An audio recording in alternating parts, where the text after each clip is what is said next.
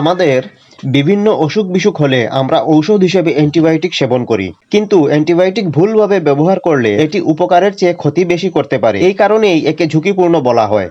চলুন আজকের ভিডিওতে সহজভাবে জেনে নেই। অ্যান্টিবায়োটিক ঔষধে সবচেয়ে বড় ঝুঁকি হচ্ছে অ্যান্টিবায়োটিক রেজিস্ট্যান্স।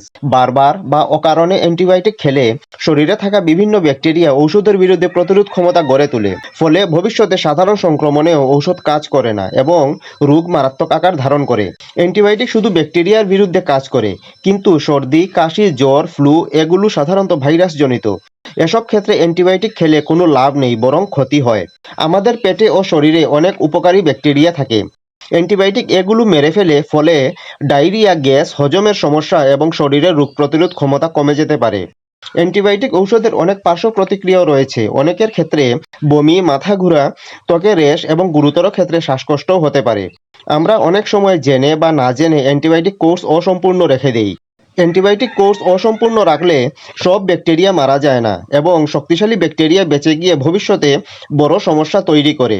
সংক্ষেপে বলা যায়, অ্যান্টিবায়োটিক ঝুঁকিপূর্ণ কারণ ভুল ব্যবহার করলে ঔষধ ভুলভাবে কাজ করবে, শরীর দুর্বল হবে এবং ভবিষ্যতের চিকিৎসা কঠিন হয়ে যাবে। তাই ডাক্তারের পরামর্শ ছাড়া কখনোই অ্যান্টিবায়োটিক খাবেন না, আর অ্যান্টিবায়োটিক শুরু করলে পুরো কোর্স শেষ করবেন।